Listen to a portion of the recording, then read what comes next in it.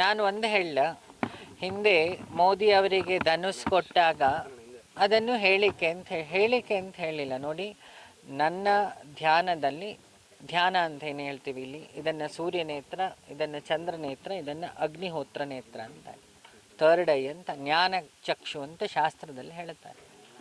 ಆ ಜ್ಞಾನ ಚಕ್ಷುವಲ್ಲಿ ಧ್ಯಾನ ಮಾಡಿದಾಗ ಯಾರೇ ಆದರೂ ಅವನಿಗೆ ಕಾಲದ್ದು ಒಂದಿಷ್ಟು ಘಟನೆಗಳನ್ನು ತಿಳ್ಕೊಳ್ಳಿಕ್ಕಾಗುತ್ತೆ. ನನಗೆ ಅಂತಲ್ಲ, ಸಣ್ಣ ಮಗುಗೂ ಅದು ಪಾಸಿಬಿಲಿಟಿ ಇದೆ. ನಾನು ಅವ್ರು ಶುರು ಬಂದಾಗ ಅವತ್ತು ಅವರು SP ಆಗಿದ್ದಾಗಲೇ ಬೊಂಬಳಾಪುರದ ಮಧ್ಯವರ್ಜನ ಶಿಬಿರ ಇತ್ತು. ಅವತ್ತು ನಮ್ಮ ಶೆಟ್ಟಿಗದ್ದೆ ರಾಮಸ್ವಾಮಿ ಅವರೆಲ್ಲ ಇದ್ದಾಗ ನಾವು 2 ಆ್ಯಪಲ್ ಕೊಡ್ತು. ರಾಮಸ್ವಾಮಿ ಅವರು ಕೇಳಿದ್ರು ಏನು ಅಂತ.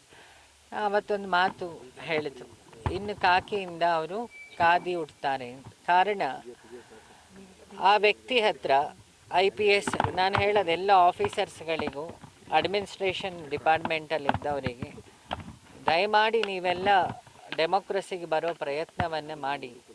ಯಾಕೆ ಅಂತಲೂ ಹೇಳ್ತೀನಿ, ಪತ್ರಕರ್ತರಿಗೆ ಮೇಯ್ನಾಗಿ ರಿಕ್ವೆಸ್ಟ್ ನನ್ನ, ನೀವೆಲ್ಲ ಬಂದಾಗ ಏನಾಗುತ್ತೆ, ದಿನನಿತ್ಯ ನಿಮಗೆ ಜನರ ಸಮಸ್ಯೆ ಗೊತ್ತಿಷ್ಟರು, ಬ್ರಹ್ಮನಿಗೂ ಸೃಷ್ಟಿ ಮಾಡಿದವನಿಗೂ ಗೊತ್ತಿರುತ್ತೋ ಗೊತ್ತಿಲ್ಲ. ಪತ್ರಕರ್ತರು ಮೇಯ್ನಾಗಿ ಅವರೆಲ್ಲ ವಿಧಾನಸೌಧದೊಳಗೆ ಅಧಿಕಾರದಲ್ಲಿದ್ದು ಕೆಲಸ ಮಾಡಿದಾಗ ಸಾಮಾನ್ಯ ಜನರಿಗೆ ನನ್ನ ರಿಕ್ವೆಸ್ಟ್, ಆವಾಗ ನನಗೆ ಭವಿಷ್ಯ ಅಂತ ಹೇಳಲ್ಲ, I am having that confident. ಭವಿಷ್ಯ ಅನ್ನೋಕ್ಕಿಂತ ಸಮ್ಯಕ್ ಜ್ಞಾನ ಅಂತಲೂ ಅದಕ್ಕೆ ತಗೊಳ್ಳೋಣ ಅಂತೆ.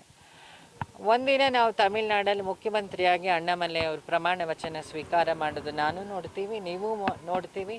ಹಾಗೆ ನಮ್ಮ ರಾಮನ ಪಟ್ಟಾಭಿಷೇಕ ಮೊನ್ನೆ ಮುಗಿಸಿದ್ದ ರಾಮನ ಪ್ರಾಣ ಆದ ಮೋದಿಜಿ ಅವರು ಪಟ್ಟಾಭಿಷೇಕನೂ ಸದ್ಯದಲ್ಲಿ ನಾವೆಲ್ಲ ನೋಡಿ.